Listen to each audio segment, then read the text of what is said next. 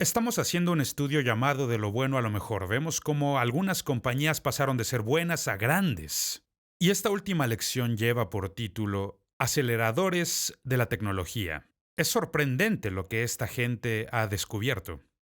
Descubrieron que lo mismo que existe en la bolsa de valores son los mismos principios bíblicos que tenemos en nuestro radar desde hace muchos años. Por ejemplo, me gustaría utilizar como pasaje inicial para esta lección en particular Eclesiastés 1:9. Y esto es lo que nos dice el sabio. Lo que ya ha acontecido volverá a acontecer. Lo que ya se ha hecho se volverá a hacer. No hay nada nuevo bajo el sol.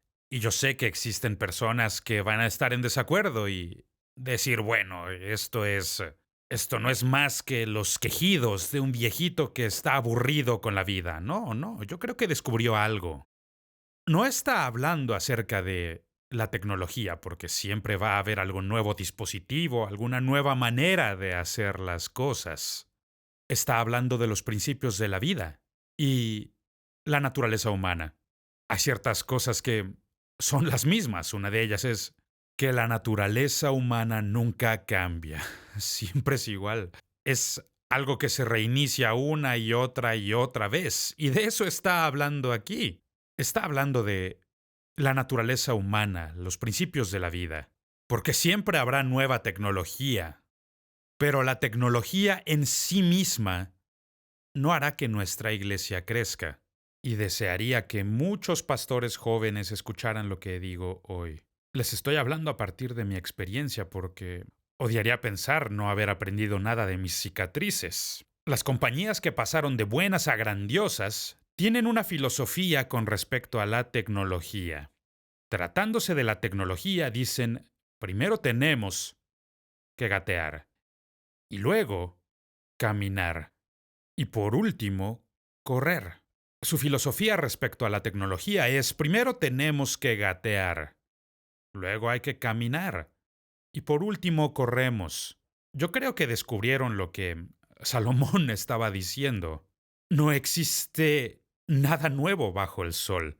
Y cuando la tecnología se utiliza correctamente, se convierte en un acelerador del impulso, pero nunca en un creador del impulso. Y es importante que lo entendamos. El tener tecnología no significa que tu iglesia va a pasar de ser buena a ser grandiosa. No, si no tienes buena gente, tendrás problemas.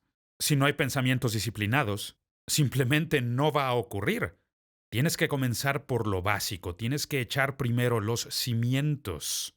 Posteriormente, la tecnología se convierte en un maravilloso acelerador para ese impulso que ya has comenzado. Primero gateamos, luego caminamos, por último, corremos. La tecnología no es Dios. Nunca lo ha sido y nunca lo va a ser. Y no hay ningún sustituto que pueda existir en tu vida, sino que tienes que regresar al Creador. Tienes que ir con tu Hacedor, tienes que ir con aquel que te creó y descubrir qué es lo que Él te ha mandado a hacer. Y cuando te concentras en esa cosa que Dios te ha creado para hacer, podrás experimentar un gran éxito en la vida. Por eso nunca intentes sustituir a Dios con la tecnología. No lo hagas. Porque la tecnología sin un concepto claro de esta cosa que yo hago, nunca podrá crear grandes iglesias. Nunca va a hacer grandes iglesias, así como no hace grandes compañías.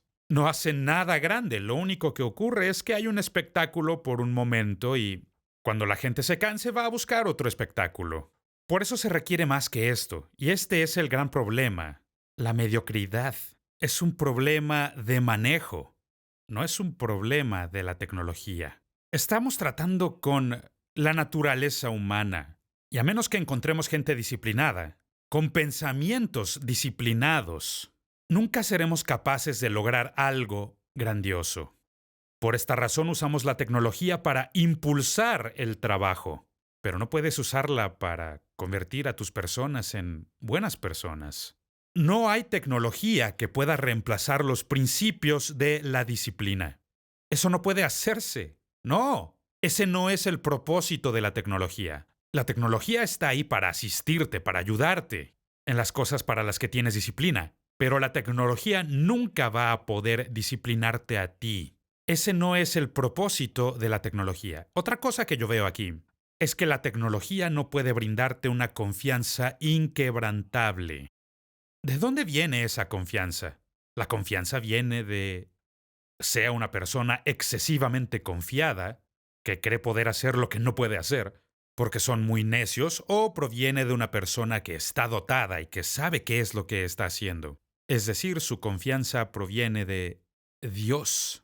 Gente que conoce a Dios, que sabe cuál es el llamado de Dios en su vida, y conocen la voluntad de Dios, se disciplinan para cumplir el llamado de Dios, y eso les da fe. Le hemos llamado confianza, pero es el mismo precepto, es el mismo concepto, es exactamente lo mismo. Así que intentar ir de lo bueno a lo mejor es un problema humano, no un problema tecnológico. Es un problema humano, y a menos que tengas a las personas correctas en el lugar correcto del autobús, no vas a poder lograr grandes cosas. Entonces la tecnología puede ser un excelente acelerador en nuestra vida. Vamos a hablar de lo que han descubierto y de lo que ellos llaman el efecto de la rueda. ¿Y a qué rueda se refieren? Por ejemplo, una rueda de alfarero es una rueda en la que se pone la arcilla para fabricar cerámica y vemos ahí al alfarero que está moviendo la rueda y no se puede fabricar la cerámica si no existe el impulso creado por la rueda, por la fuerza que actúa sobre la rueda. De eso se trata el efecto de la rueda del alfarero. Y esto han descubierto, que cuando tienes la disciplina para llegar a este concepto de esta única cosa que yo hago, irrumpes a una vida con pensamientos disciplinados. Y esto es lo que se supone que hagamos. Es aquí donde estamos concentrando nuestra energía y nuestros esfuerzos, en esta única cosa que yo hago. Si podemos hacer esto, entonces veremos que se producen resultados visibles. La gente empieza a ver la diferencia en nuestra vida. Y la gente empieza a sentirse atraída a todo esto porque pueden ver que algo está ocurriendo aquí. Algo está tomando lugar. La tercera cosa que hace es energizar a las personas. De repente la gente tiene una pasión por lo que está ocurriendo. Se emocionan sobremanera por lo que está pasando aquí. Y la verdad es que nunca alcanzaremos la grandeza si no tenemos pasión. Esa pasión que arde en nuestro interior, que nos impulsa a querer ser excelentes. Y esto luego crea lo que nosotros llamamos impulso. Impulso. Es así como se crea el impulso.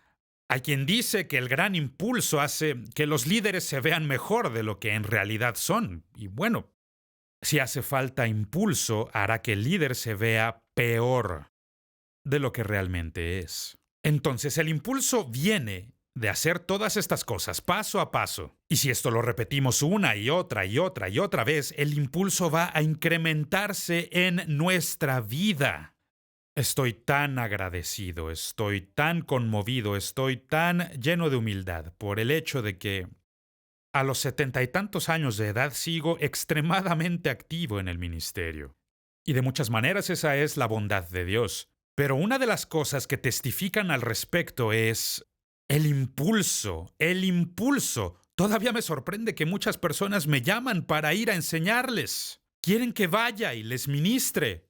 Y esto me honra. Pero esto solo es el resultado del impulso que se ha estado creando e incrementando año tras año. Y eso es lo que tenemos que hacer en nuestra vida. Cuando descubrimos esta única cosa que yo hago y comenzamos a aplicarla en nuestra vida, se produce una pasión y una energía en nuestra vida, un fuego enorme para lograr grandes cosas. Y este es el impulso que se ha creado y que se incrementa y nos lleva año tras año. Nos lleva mucho más allá de lo que hubiéramos imaginado y seguimos y no nos desanimamos ni nos deprimimos porque hemos estado haciendo lo correcto. Y este es el efecto de la rueda del alfarero. Es el impulso en nuestra vida. Al principio requiere mucha energía para poder comenzar. ¿Por qué? Porque se requiere de más energía para comenzar el impulso que para mantener ese impulso. Y es lo mismo en nuestra vida. Es lo mismo en nuestra iglesia. Cuando tenemos a la gente correcta en el lugar correcto con el entrenamiento correcto y les soltamos para hacer el trabajo, eso crea un impulso. Y ese impulso es el que te lleva año tras año con dirección a la grandeza. La falta de impulso es el peor enemigo de un líder, pero el buen impulso es su mejor amigo. Hablemos de un siguiente punto, y este es el ciclo de la ruina. El ciclo de la ruina básicamente es lo contrario a lo que hemos hablado. El ciclo de la ruina básicamente comienza con una acción sin entendimiento. ¿Y a qué nos referimos con esto? Quiere decir que ves a alguien exitoso, ves que alguien está haciendo algo y les está saliendo muy bien, por eso tú quieres saltar en el mismo vagón que ellos. El problema es que no tienes los mismos dones, ni el mismo llamado. Ni siquiera comprendes por qué todo esto está funcionando para ellos. Y esto lo he visto con cientos de pastores que hacen muchas convenciones y congresos. He visto muchos líderes jóvenes, muchos pastores que llegan a algún congreso, a alguna convención, ven al grupo de alabanza y dicen, esto es genial, esto es lo que necesitamos en la iglesia, necesitamos a músicos así, necesitamos cantantes así. El problema es que no tienen ni músicos ni cantantes en la iglesia, pero están obsesionados con hacer algo así. O ven una iglesia con un excelente programa educativo y eso es lo que quieran implementar en su iglesia. El problema es que en su iglesia no tienen ni un solo docente, no tienen ni un solo maestro. A eso me refiero. Acciones sin entendimiento. No tienen la menor idea de por qué esto funciona. O simplemente quieren subirse al vagón. Algunas personas le llaman así. Simplemente es una moda. Ay, Dios. He estado en el ministerio por tantos años y he visto tantas modas ir y venir, ir y venir. Y eso es algo que te puedo decir. Cuando llega alguna moda, también va a tener que irse. Se está trabajando con un concepto falso. Ni siquiera sabes por qué esto funciona, no tienes los dones para hacerlo funcionar y no produce ningún nuevo impulso. Es decir, no hay nada que te mantenga en movimiento una vez que ya comenzaste. Y cuando ya agotaste toda tu energía, pues ya se acabó, mi amigo. Todo se detiene porque no existe ningún impulso nuevo en tu vida. Y el resultado final es gente decepcionada. Gente decepcionada. Y esto lo he visto tantas veces. Entonces el ciclo de la ruina es básicamente lo opuesto al efecto de la rueda del alfarero. Falsas promesas, falso trabajo y falsos proyectos. Todo esto no lleva más que a la decepción. Y como hemos dicho antes, lo peor que un líder puede hacer es dar falsas promesas. No lo hagas, amigo. Si das falsas promesas, solo terminarás decepcionando a las personas. Las mismas personas que algún día necesitarás para que te animen. Y tú les estás desanimando porque ellos reconocen que no tienes la menor idea de a dónde vas. Y otra cosa que tengo que decir y que detesto decir, pero es la verdad. Existen demasiadas iglesias llenas de gente decepcionada. Ahí vamos otra vez. Otro fracaso. Ahí vamos con otra decepción.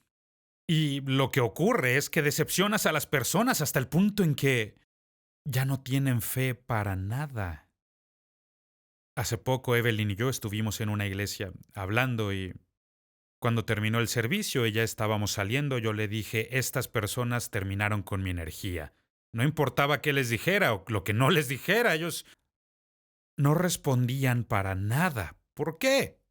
Porque eran personas decepcionadas. Esta era gente desanimada. De verdad creo que es de lo peor que un líder puede hacer. No hagas promesas que no vas a cumplir. Comienza dándoles victorias pequeñas. Y de allá a victorias grandes y luego a victorias grandiosas. Comienza creando ese impulso en las vidas de estas personas, porque si no, van a desanimarse. Y esto lo he visto en muchos lados, una y otra vez. Esa no es la voluntad de Dios para nuestra familia, ni para la familia, ni para la comunidad, ni la iglesia. No, la iglesia debe ser un lugar lleno de expectativa y de vida. La gente debe estar llena de fe, con expectativa, viendo qué es lo que Dios va a hacer el día de hoy. Pero hay mucha gente que vive por el viejo adagio.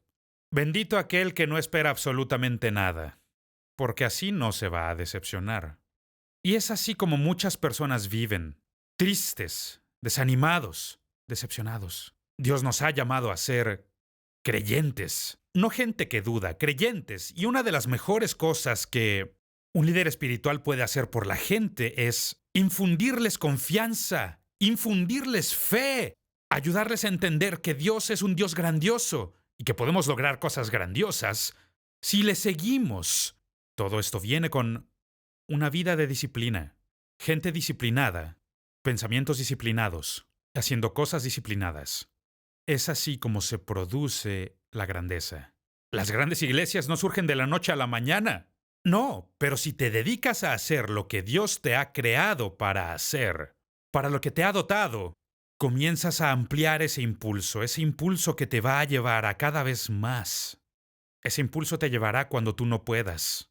Veo la vida del apóstol Pablo. Qué hombre tan grandioso. Él corrió cuando pudo, cuando era joven corría, iba de aquí para allá, fundando iglesias por aquí y por allá. Y al envejecer, de hecho ese es el término que él usa, Pablo, el anciano, está hablando sobre sí mismo, su cuerpo ya ha envejecido y está en una prisión romana, y desde esta prisión romana construyó el mejor ministerio, el más efectivo de toda su vida. Es absolutamente increíble que un hombre de avanzada edad pudiera convertir una celda romana en una sede para el ministerio internacional que tuvo. Y eso es grandeza. Lo hizo porque creó el impulso, esta única cosa que hago. ¿Qué era eso? Plantar iglesias y levantar líderes jóvenes, para que ahora que está en prisión, sí puede que esté en prisión, pero sus escritos no están en prisión. Por eso escribe carta tras carta tras carta. De hecho, las conocemos como las epístolas de la cárcel. Él las escribió estando en la prisión romana. Y fue tan eficaz que a día de hoy enseñamos del mensaje que este hombre escribió ahí. ¡Qué grandioso hombre de Dios! Y de eso estamos hablando ahora. El crear ese impulso que te lleva a lugares que nunca habías imaginado, aun cuando ya no puedas. Te lleva a donde ya no puedes ir. Pablo ya no podía ir a las iglesias, pero sí podía ir con sus predicadores y con sus cartas. La grandeza viene de hacer las cosas correctas consistentemente y de la manera correcta. Pienso, por ejemplo, en el gran entrenador de fútbol americano, Vince Lombardi. Se dice de él cuando era el entrenador de los empacadores de Green Bay y se consideraba el peor equipo de toda la liga, el peor equipo de toda la NFL. Él es derrotado en su primer juego, como no podría ser de otra manera. Al final del juego reúne a su equipo en los vestidores y él toma entonces un balón de fútbol americano y dice: «Caballeros, este es un balón».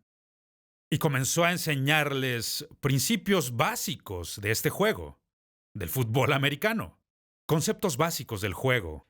Y creo que es ahí donde muchos nos perdemos de lo básico, nos olvidamos de lo básico y nos enfocamos en las luces y el sonido.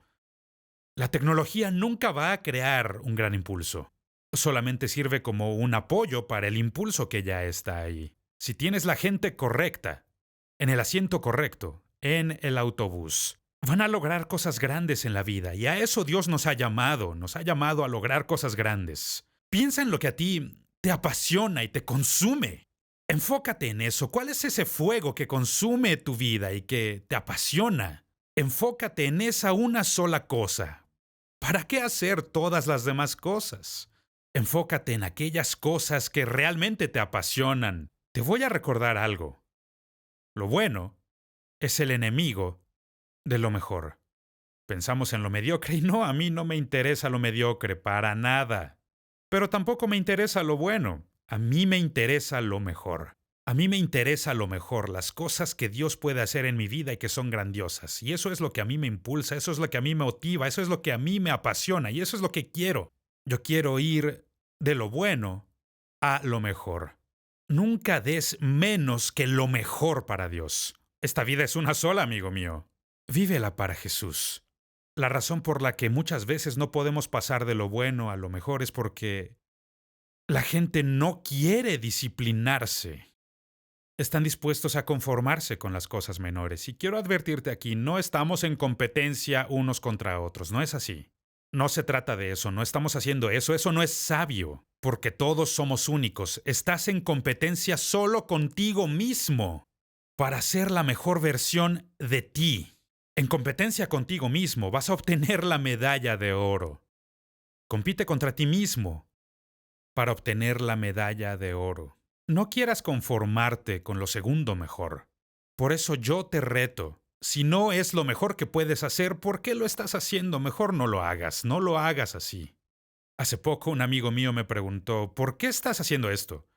¿Cuánto tiempo crees que puedes seguir haciendo este ministerio? Y le dije, mientras siga respirando, mientras pueda ser efectivo e impactar la vida de la gente, eso es lo que voy a hacer.